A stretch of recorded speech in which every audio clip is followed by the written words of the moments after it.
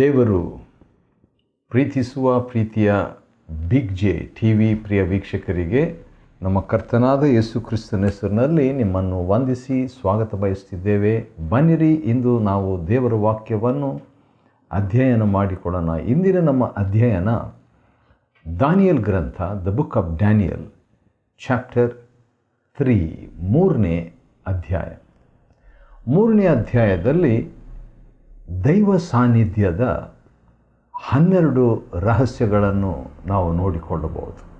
ದಾನಿಯಲ್ 3ನೇ ಅಧ್ಯಾಯದಲ್ಲಿ 12 secrets of the presence of god, ದೇವರ ಸನ್ನಿಧಾನವನ್ನು ಬರಮಾಡಿಕೊಳ್ಳುವುದಕ್ಕೆ, ದೇವರ ಸನ್ನಿಧಾನವನ್ನು ಅನುಭವಿಸುವುದಕ್ಕೆ, ದೇವರ ಸನ್ನಿಧಾನವನ್ನು ಕಾಣುವುದಕ್ಕೆ ನಮಗೆ ಇಂದು 12 ರಹಸ್ಯಗಳು ಇಲ್ಲವೇ 12 ಸತ್ಯಾಂಶಗಳು ಎಂಬುದಾಗಿ ನೋಡಿಕೊಳ್ಳಬಹುದು. ಅಂದರೆ ಇದು ಈ ಅಧ್ಯಾಯದಲ್ಲಿ ನಾವು ಕಾಣುವಂಥದ್ದು. ದೇವರ ಸನ್ನಿಧಾನವನ್ನು ಬೇರೆ ಬೇರೆ ರೀತಿಯಿಂದ ನಾವು ಅನುಭವಿಸುವ ಸಾಧ್ಯತೆ ಇದೆ. ಕೀರ್ತನೆಗಳಲ್ಲಿ ದೇವರ ಸನ್ನಿಧಾನವನ್ನು ಭಕ್ತನು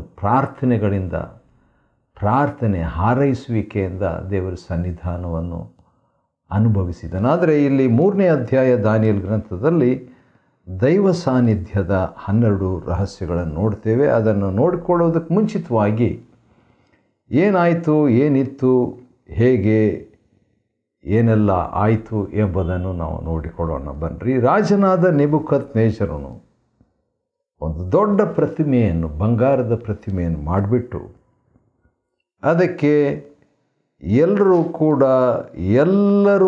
ಅಂದರೆ ಅವನ ಸಾಮ್ರಾಜ್ಯದಲ್ಲಿದ್ದಂಥ ಎಲ್ಲರೂ ಅದಕ್ಕೆ ಅಡ್ಡ ಬೀಳಬೇಕು ಎಂಬುದಾಗಿ ಒಂದು ರಾಜಾಜ್ಞೆಯನ್ನು ಹೊರಡಿಸಿದನು. ಆ ರೀತಿಯಾಗಿ ರಾಜಾಜ್ಞೆಯನ್ನು ಹೊರಡಿಸಿದಾಗ ಏನಾಯಿತು ಎಂಬುದಾಗಿ ನೋಡಿಕೊಳ್ಳೋಣ. ಬನ್ನಿರಿ.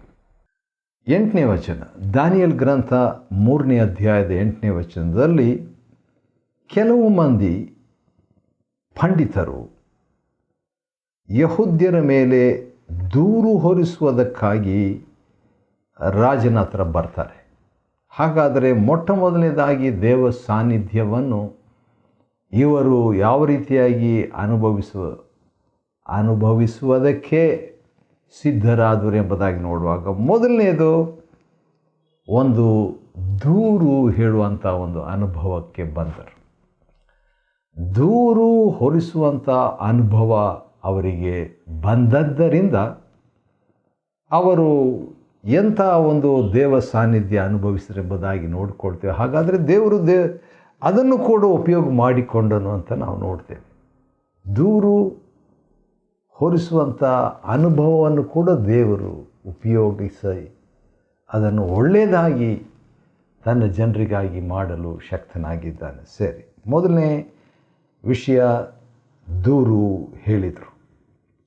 ಅದೆಂಥ ದೂರು ಹೇಳಿದ್ರು ಎಂಬುದಾಗಿ 12ನೇ ವಚನದಲ್ಲಿ ನಾವು ನೋಡ್ತೇವೆ. ಅದೇನಂತ ಹೇಳಿದರೆ, ರಾಜನೇ, ಇವರು ನಿನ್ನನ್ನು ಲಕ್ಷಿಸುವುದಿಲ್ಲ, ನಿನ್ನ ದೇವರುಗಳನ್ನು ಸೇವಿಸುವುದಿಲ್ಲ, ನೀನು ನಿಲ್ಲಿಸಿದ ಬಂಗಾರದ ಪ್ರತಿಮೆಯನ್ನು ಪೂಜಿಸುವುದಿಲ್ಲ ಅಂತ 3 ಪಟ್ಟಿನ ಒಂದು ದೂರು ಹೇಳಿದರು. ಆ ರೀತಿಯಾಗಿ ದೂರು ಹೇಳಿದ್ದು ಎಲ್ಲಿಗೆ ನಡೆಸಿತು ನೋಡೋಣ. ಮೊದಲನೇ ಹೆಜ್ಜೆ ಅದು. ಹಾಗಾದರೆ ದೇವರು ನಮ್ಮ ಜೀವನದಲ್ಲಿ ಅಹಿತಕರವಾದ ದೂರು ಹೇಳೋದನ್ನು ಉಪಯೋಗ ಮಾಡಿಕೊಂಡು ತನ್ನ ಸನ್ನಿಧಾನವನ್ನು ಕ್ರಮೇಣವಾಗಿ ಒದಗಿಸಿಕೊಡುವ ಆತನಾಗಿದ್ದಾನೆ ಎಂಬುದಾಗಿ. ಎರಡನೇದಾಗಿ 13ನೇ ವಚನದಲ್ಲಿ ನಾವು ನೋಡಿಕೊಳ್ಳುವಾಗ ನೆಬೂಕದ್ನೆಚ್ಚರನು ಭಾಳ ಕೋಪವುಳ್ಳವನಾಗಿ ಶದ್ರಕ್, ಮೇಷಕ್, ಅಬೇದ್ನೆಗೋ ಎಂಬವರನ್ನು ಕರ್ಕೊಂಡು ಬರಬೇಕು ಎಂಬುದಾಗಿ. ಹಾಗಾದರೆ ಈಗ ಒಂದು ವಿಚಾರಣೆಗೆ ಒಳಗಾಗಿದ್ದಾರೆ. ಮೊದಲನೆಯದು ದೂರು. ಎರಡನೇ ವಿಷಯ, ಹಂತ, ರಹಸ್ಯ ಏನಂತ ಹೇಳಿದರೆ ಹೈ ಲೆವೆಲ್ ಎನ್ಕ್ವೈರಿ, ಅಂದರೆ ಒಂದು ಮೇಲ್ಮಟ್ಟದ ಒಂದು ವಿಚಾರಣೆ ಇವರಿಗಾಗಿದೆ. ಹಾಗಾದರೆ ಇದು ಭಾಳ ಒಂದು ಸಂದಿಗ್ಧ ಪರಿಸ್ಥಿತಿ ಅಂತ ಹೇಳ್ಬೋದು. ಆ ರೀತಿಯಾಗಿ ಅವರನ್ನು ಕರೆಸಿದಾಗ, ಶದ್ರಕ್, ಮೇಷಕ್, ಅಬೇದ್ನೆಗೋ ಎಂಬುವರೇ, ನೀವು ನನ್ನ ದೇವರನ್ನು ಸೇವಿಸದೆ, ನಾನು ನಿಲ್ಲಿಸಿದ ಬಂಗಾರದ ಪ್ರತಿಮೆಯನ್ನು ಪೂಜಿಸದೇ ಇರುವುದು ಬೇಕೆಂದೇ ಮಾಡಿದ್ದೋ ಇಲ್ಲವೋ ಎಂಬಂಥ ವಿಚಾರಣೆಯನ್ನು ರಾಜರು ಮಾಡ್ತಾರೆ. ಸರಿ, ಆ ರೀತಿಯಾಗಿ ಹೇಳಿದಾಗ ಈ ಮೂವರು ಭಕ್ತಾದಿಗಳು ಕೊಟ್ಟ ಉತ್ತರ ಏನಂತ ನೋಡಿಕೊಳ್ಳೋಣ ಬನ್ನಿರಿ. 3ನೇ ಅಧ್ಯಾಯ 16ನೇ ವಚನ, ದಾನಿಯೇಲ್ ಗ್ರಂಥ. ಅವರು ಉತ್ತರ ಏನು ಕೊಟ್ಟರು ಅಂತ ಹೇಳಿದರೆ, ಈ ವಿಷಯದಲ್ಲಿ ನಾವು ನಿನಗೆ ಏನು ಹೇಳಬೇಕಾಗಿಲ್ಲ. ದೇವರ ಸನ್ನಿಧಾನವನ್ನು ಅನುಭವಿಸೋದು ಹೇಗೆ ಅಂತ ನೋಡುವಾಗ, ಮೊದಲನೇ ರಹಸ್ಯ, ದೇವರು ಕೆಲವು ದೂರು ಅಥವಾ ಅಹಿತಕರವಾದದ್ದನ್ನು ತರುವ ಸಾಧ್ಯತೆ.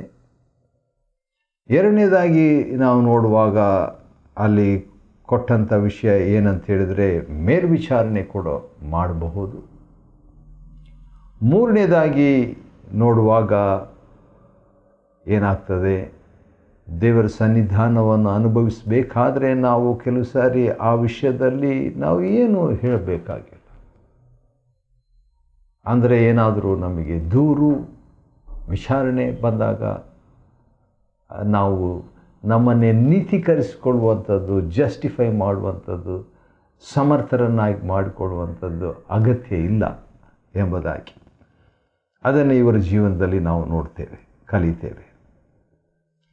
ಆ ರೀತಿಯಾಗಿದ್ದರೆ ಅವರು ಹೇಳುವಂಥ ಒಂದು ಹೇಳಿಕೆ 17ನೇ ವಚನದಲ್ಲಿ ಈ ರೀತಿಯಾಗಿದೆ, ನಾವು ಸೇವಿಸುವ ದೇವರಿಗೆ ಚಿತ್ತವಿದ್ದರೆ ಆತನು ನಮ್ಮನ್ನು ಬಿಡಿಸಬಲ್ಲನು. ದೇವರ ಸನ್ನಿಧಾನಕ್ಕೆ ಇವರು ಇನ್ನೊಂದು ಸ್ಟೆಪ್ ಮುಂದೆ ಹೋದ್ರೆ ಅದೇನೆಂದರೆ, ದೇವ್ರ ಚಿತ್ತ ಇದ್ದರೆ ದೇವರು ನಮ್ಮನ್ನು ಕಾಯ್ತಾರೆ ಅಂಥ ಒಂದು ನಂಬಿಕೆ ಇವರಿಗಿತ್ತು.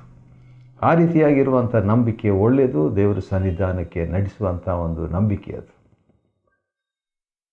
ಆದರೆ ಅದಕ್ಕಿಂತಲೂ ಒಂದು ಇನ್ನೂ ಆಶ್ಚರ್ಯವಾದಂಥದ್ದು, ಅಪೂರ್ವವಾದಂಥ, ಆಪೋಸಿಟ್ ಆಗಿರುವಂಥದ್ದು ಒಂದು ಹೇಳಿಕೆಯನ್ನು ನೀಡ್ತಾರೆ. ಅದೇನಂತ ಹೇಳಿದರೆ, ದೇವರು ನಮ್ಮನ್ನು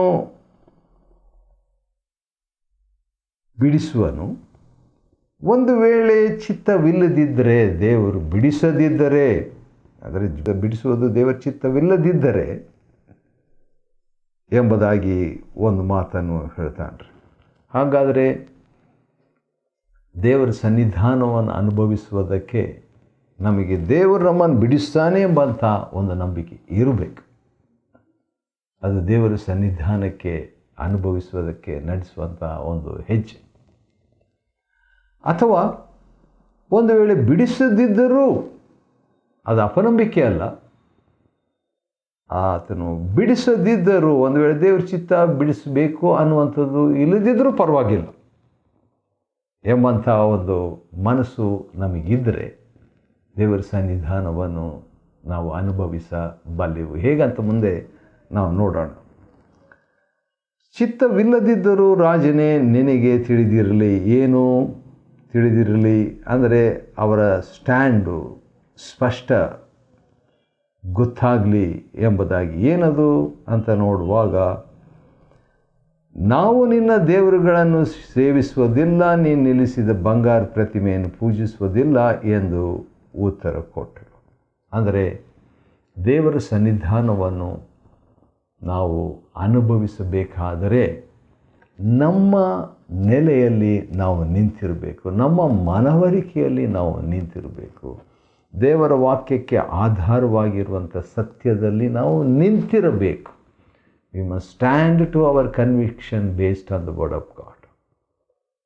ಅದು ದೇವರ ಸನ್ನಿಧಾನಕ್ಕೆ ನಮ್ಮನ್ನು ನಡೆಸುವಂಥದ್ದಾಗಿದೆ. ಅದು ಫೌಂಡೇಶನ್ ಆಗಿದೆ. ತಮ್ಮ ಸ್ಟ್ಯಾಂಡ್ ಅವರು ಕ್ಲಿಯರ್ ಮಾಡಿಕೊಂಡ್ರು. ಆ ರೀತಿಯಾಗಿ ಹೇಳಿದಾಗ ರಾಜನಿಗೆ ಭಾಳ ಕೋಪೋದ್ರೇಕದಿಂದ ಮುಖಭಾವವನ್ನು ಈ ಮೂವರಿಂದ ಬೇರೆ ಕಡೆ ಮಾಡಿಕೊಂಡಂತ, ಮುಖ ತೋರಿಸ್ಬೇಡ್ರಿ ಎಂಬ ರೀತಿಯಲ್ಲಿ ಆತನು ಅರಸನು ಇದ್ದುಬಿಟ್ಟು ಏನು ಹೇಳ್ತಾನೆ, ಆವಿಗೆಯನ್ನು ನಿತ್ಯಕ್ಕಿಂತಲೂ 7ರಷ್ಟು ಹೆಚ್ಚಾಗಿ, ಅಂದರೆ ಹೆಚ್ಚು ಸಮಸ್ಯೆಗಳನ್ನು ಎದುರುಗೊಳ್ಳುವ ಅನುಭವ ದೇವರ ಸನ್ನಿಧಾನವನ್ನು ಅನುಭವಿಸುವ ಅನುಭವಕ್ಕೆ ನಡೆಸುವಂಥದ್ದಾಗಿದೆ. ಅಂದರೆ ಸಮಸ್ಯೆ ಜಾಸ್ತಿ ಆಗಿಬಿಡ್ತದೆ. 7ರಷ್ಟು ಜಾಸ್ತಿ ಆಗೋಯ್ತು, 7ರಷ್ಟು ಹೆಚ್ಚಾಗೋಯ್ತು. ಆಗಲಿ, ಸಮಸ್ಯೆ ಹೆಚ್ಚಾದರೂ ಪರವಾಗಿಲ್ಲ, ದೇವರ ಸನ್ನಿಧಾನ ನಾವು ಅನುಭವಿಸ್ತೇವೆ ಎಂಬಂಥ ಒಂದು ಅನುಭವ, ನಿರೀಕ್ಷೆ ನಮಗಿದೆ. ಆದರೆ ಅವತ್ತು ಅವರಿಗೆ ಇತ್ತೋ ಏನೋ ಗೊತ್ತಿಲ್ಲ, ಆ ಸರ್ಪ್ರೈಸು, ಆಶ್ಚರ್ಯ ಅವರಿಗೆ ಕಾದಿತ್ತು. ಮುಂದೆ ನೋಡೋಣ. 21ನೇ ವಚನ, ಇವರನ್ನು ಕಟ್ಟಿ, 21ನೇ ವಚನ, ಕಟ್ಟಿ ಎಂಬುದಾಗಿ ನೋಡುವಾಗ, ಕಟ್ಟಿ ದಗದಗನೆ ಉರಿಯುವ ಆವಿಗೆಯೊಳಗೆ ಹಾಕಿಬಿಟ್ರು. ಕಟ್ಟಿ ಅಂತ ಹೇಳಿಬಿಟ್ಟು ನೋಡುವಾಗ ನಿಮ್ಮ ನಿಸ್ಸಹಾಯಕವಾದಂಥ ಒಂದು ಅನುಭವ ಇದು. ನಿಸ್ಸಹಾಯಕದ ಅನುಭವ, ದೇವರ ಸನ್ನಿಧಾನಕ್ಕೆ ನಡೆಸುವ ಅನುಭವ ಇವರಿಗೆ ಆಯಿತು. ನಮಗೂ ಕೆಲವು ಸಾರಿ ನಿಸ್ಸಹಾಯಕ ಅನುಭವ ನಮಗಾದಾಗ ದೇವರು ತನ್ನ ಸನ್ನಿಧಾನವನ್ನು ಒದಗಿಸೋದಕ್ಕೆ ಇನ್ನೂ 1-2-3 ಸ್ಟೆಪ್ಸ್ ಹತ್ತಿರ ಇದೆ, ಮೆಟ್ಲು ಅಂತ ತಿಳ್ಕೊಳ್ಬೇಕು. ಮತ್ತು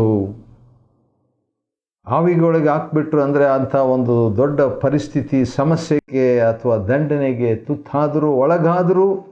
ಆದರೆ ಮುಂದೆ ಏನಾಯಿತು ಎಂಬುದಾಗಿ ನೋಡುವಾಗ, ನೆಬೂಕದ್ನೆಚ್ಚರನು ಬೆಚ್ಚಿ ಬೀಳ್ತಾನೆ. ಈಗ ತಟ್ಟನೆ ಹೇಳ್ತಾನೆ, ಈಗ ಮಂತ್ರಿಗಳನ್ನು ಕರೆಸ್ತಾನೆ. ಕಟ್ಟಿದ 3 ನಾವು ಬೆಂಕಿಯೊಳಗೆ ಹಾಕಲಿಲ್ಲವೋ ಎಂದು ಕೇಳಲು ರಾಜನಿಗೆ 24ನೇ ವಚನ, ಹೌದು ಸತ್ಯ ಎಂದು ಉತ್ತರ ಕೊಟ್ಟರು.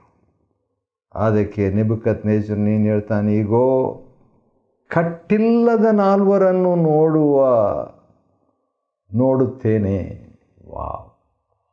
ಕಟ್ಟಿದ್ದೇವೆ, ಈಗ ಕಟ್ಟಿಲ್ಲದ 4 ನೋಡುತ್ತೇನೆ, ಬೆಂಕಿಯಲ್ಲಿ ತಿರುಗಾಡುತ್ತಾರೆ.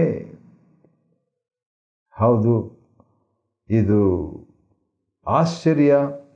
ಏನಂತ ಹೇಳಿದರೆ ಅವರಿಗೆ ಮುಂದೆ ನೋಡ್ತಿದೆ, 4ನೇವನ ರೂಪವು ದೇವರ ಕುಮಾರನ ರೂಪದಂತಿದೆ. ದೇವ ಸನ್ನಿಧಾನ ಒದಗಿಸಲಾಯಿತು. ನೋಡಿ, ಇಷ್ಟೆಲ್ಲ ಅವರು ಹಾದು ಹೋದ್ರಲ್ಲ, ಅದು ಹಾದು ಹೋಗಿದ್ದು ಒಳ್ಳೆಯದಾಯಿತು. ಯಾಕಂದರೆ ಈಗ ದೇವ ಸಾನ್ನಿಧ್ಯ ಅವರಿಗೆ ಸಿಕ್ಬಿಡ್ತು. ಎಲ್ಲಿ ಸಿಕ್ಬಿಡ್ತು? ಸಮಸ್ಯೆಯಲ್ಲಿನೇ ಸಿಕ್ಬಿಡ್ತು. ಸಮಸ್ಯೆಯಲ್ಲಿನೇ ಅವರಿಗೆ ದೇವ ಸಾನ್ನಿಧ್ಯ ಸಿಕ್ಬಿಡ್ತು. ಅದನ್ನು ಅರಸನು ಕೂಡ ನೋಡುವಂತೆ ಆಯಿತು. ದೇವ ಸಾನ್ನಿಧ್ಯವನ್ನೇ ನೋಡುವಂಥ ಅವಕಾಶ ಮಹಾರಾಜನಿಗೆ ಸಿಕ್ತು. ಆಶ್ಚರ್ಯ. ಇನ್ನೊಂದು ಸಾರಿ ಓದೋಣ, 25ನೇ ವಚನ. ಅದಕ್ಕೆ ಅವನು, ಈಗೋ ಕಟ್ಟಿಲ್ಲದ 4 ನೋಡುತ್ತೇನೆ, ಬೆಂಕಿಯಲ್ಲಿ ತಿರುಗಾಡುತ್ತಾರೆ. ಅವರಿಗೆ ಆನಂತರ ಏನಿದೆ, 4ನೇವನ ರೂಪವು ದೇವ ಕುಮಾರನ ರೂಪದಂತಿದೆ. ಹೌದು, ಆ ರೀತಿಯಾಗಿ ಹೇಳಿದಾಗ 26ನೇ ವಚನದಲ್ಲಿ ನೋಡುವಾಗ ಅವರಿಗೆ ಏನೂ ಆಗಿಲ್ಲ. 27ನೇ ವಚನ ಅಂತ ಕಾಣ್ತದೆ, ಬೆಂಕಿಯ ಅಧಿಕಾರವು ನಡೆದಿಲ್ಲ, ಅವರ ತಲೆ ಕೂದಲು ಸುಟ್ಟಿಲ್ಲ, ಶಾಲ್ ಕೂಡ ವಿಕಾರವಾಗಿಲ್ಲ, ಬೆಂಕಿಯ ವಾಸನೆಯೇ ಮುಟ್ಟಿಲ್ಲ. ಹೌದು, ಆಶ್ಚರ್ಯ ಏನಂತ ಹೇಳಿದರೆ, ದೇವರು ತನ್ನ ಸನ್ನಿಧಾನದಿಂದ ಅವರಿಗೆ ಅಬಾಧಿತರನ್ನಾಗಿ, ಹಾನಿಯಾಗದಂಥವರನ್ನಾಗಿ ಮಾಡಿದ್ದು ಆಶ್ಚರ್ಯ. 28ನೇ ವಚನ, 3ನೇ ಅಧ್ಯಾಯ 28ನೇ ವಚನದಲ್ಲಿ, ನೆಬೂಕದ್ನೆಚ್ಚರನು ಶದ್ರಕ್, ಮೆಷಕ್, ಅಬೇದ್ನೆಗೋ ಎಂಬುವರ ದೇವರಿಗೆ ಸ್ತೋತ್ರವಾಗಲಿ. ನೋಡ್ರಿ, ದೇವ ಸಾನ್ನಿಧ್ಯದ ರಹಸ್ಯ ಏನಂತ ಹೇಳಿದರೆ, ಹೌದು, ಆ ವೈರಿಯನ್ನೇ, ಯಾರು ನಮಗೆ ವಿರುದ್ಧವಾಗಿರ್ತಾರೋ ಅವರೇ ಆ ದೇವರ ಸಾನ್ನಿಧ್ಯವನ್ನು ಅನುಭವಿಸುವವರಾಗಿ ಇರ್ತಾರೆ. The presence of god is contagious or affects. ಸರಿ, ಏನಂತ ಆ ಅರಸನು ಹೇಳ್ತಿದ್ದಾನೆ ಅಂತ ಹೇಳಿದ್ರೆ, ಶದ್ರಕ್, ಮೇಷಕ್, ಅಬೇದ್ನೆಗೋ ಎಂಬವರ ದೇವರಿಗೆ ಸ್ತೋತ್ರವಾಗಲಿ. ಆತನು ತನ್ನ ದೂತನನ್ನು ಕಳುಹಿಸಿ, ಹೌದು, ತನ್ನ ದೂತನನ್ನು, ತನ್ನ ಮೆಸ್ಸಿಯನನ್ನು, ಮನುಷ್ಯಕುಮಾರನಂತಿರುವ ಅಥವಾ ತನ್ನ ಕ್ರಿಸ್ತನನ್ನು ಕಳುಹಿಸಿ ಅಂತ ಕೂಡ ಹೇಳ್ಬೋದು. ತನ್ನ ಸನ್ನಿಧಾನವನ್ನು ಕಳುಹಿಸಿ ಅಂತ ಕೂಡ ಹೇಳ್ಬೋದು. ದೂತನನ್ನು, ಕ್ರಿಸ್ತನನ್ನು, ದೇವಕುಮಾರನಂತ ರೂಪ 25, ದೇವಕುಮಾರನ ರೂಪ ನೋಡಿಬಿಟ್ಟೆ ಅಂದರೆ ದೇವರ ಸನ್ನಿಧಾನವನ್ನು ನಾನು ನೋಡಿಬಿಟ್ಟೆ ಎಂಬುದಾಗಿ ಹೇಳ್ತಾನೆ. ಆ ರೀತಿಯಾಗಿ ಹೇಳಿಬಿಟ್ಟು ಈಗ ದೇವ್ರ ಸನ್ನಿಧಾನದ ಕುರಿತಾಗಿ ಅವನು ಸಾಕ್ಷಿ ಕೊಡುವಂಥದ್ದನ್ನು ಕೇಳಿಸ್ಕೊಳ್ಳೋಣ. 28ನೇ ವಚನದಲ್ಲಿ, ದೇವರಿಗೆ ಸ್ತೋತ್ರವಾಗಲಿ, ಆತನು ತನ್ನ ದೂತನನ್ನು ಕಳುಹಿಸಿ ತನ್ನಲ್ಲಿ ಭರವಸವಿಟ್ಟು ರಾಜಾಜ್ಞೆಯನ್ನು ಜಯಿಸಿ ತನ್ನನ್ನೇ ಹೊರತು ಇನ್ಯಾವ ದೇವರನ್ನು ಸೇವಿಸಿ ಪೂಜಿಸಬಾರದೆಂದು ಸ್ವದೇಹಗಳನ್ನು ಮರಣಕ್ಕೆ ಒಪ್ಪಿಸಿದ ತನ್ನ ಸೇವಕರನ್ನು ಉದ್ಧರಿಸಿದ್ದಾನಲ್ಲ. ವಾವ್! ದೇವ ಸಾನ್ನಿಧ್ಯವನ್ನು ಅನುಭವಿಸುವವರು ಕ್ರಯ ಕಟ್ಟಬೇಕಾಗ್ತದೆ. ಅವರ ಮನೋಭಾವನೆ ಏನಾಗಿತ್ತಂತ ರಾಜನ್ ಹೇಳ್ತಾನೆ, ಭಾಳ ಚೆನ್ನಾಗಿದೆ. ಅದೇನಂತ ಹೇಳಿದರೆ, ಸ್ವದೇಹಗಳನ್ನು ಮರಣಕ್ಕೆ ಒಪ್ಪಿಸಿದ ಸೇವಕರು. ಯಾಕೆ? ಇನ್ಯಾವ ದೇವರನ್ನು ಸೇವಿಸಿ ಪೂಜಿಸಬಾರದೆಂದು. ಯಾಕಂದರೆ ದೇವರನ್ನೇ, ಸದಾ ಇರುವಾತನನ್ನೇ.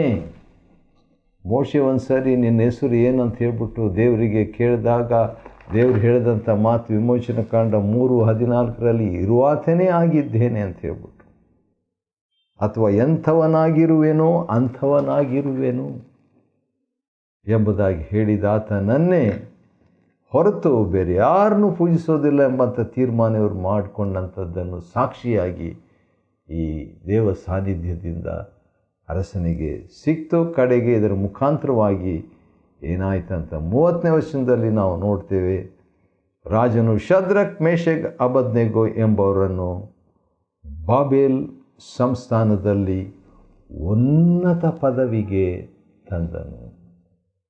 The presence of God promotes you. ದೇವ ಸಾನ್ನಿಧ್ಯವು ನಿಮ್ಮನ್ನು ಬಡತಿಗೆ ಒಯ್ಯುವಂಥದ್ದಾಗಿದೆ.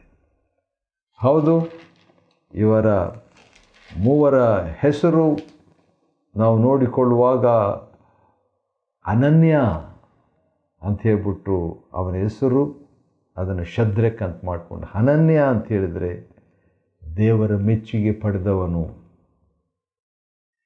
ಮೇಷಕ್, ಮಿಶಾಯಲ್ ಅಂತ ಹೇಳಿದಂಥ ಹೆಸರಿರುವಂಥವನು. ಮಿಶಾಯಲ್ ಅಂತ ಹೇಳಿದರೆ ದೇವರ ಹಾಗಿರುವಂಥವನು. ಯಾರು?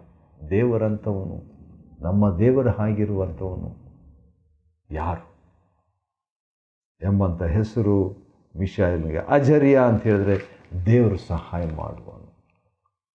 ಅಜರ್ಯ ಅಂತ ಹೇಳಿದರೆ ಅವನ ಹೆಸರು ಅಬೇದ್ನೆಗೋ ಚೇಂಜ್ ಮಾಡಿದರು. ಆದರೆ ದೇವರು ಸಹಾಯ ಮಾಡುವನು ಎಂಬ ಹೆಸರನ್ನು ಈ ಅಬೇದ್ನೆಗೋ ಅಥವಾ ಅಜರ್ಯನು ಹೊಂದಿದಾಗ ದೇವರವರನ್ನು ತನ್ನ ಸನ್ನಿಧಾನದಿಂದ ಸಹಾಯ ಮಾಡಿದ.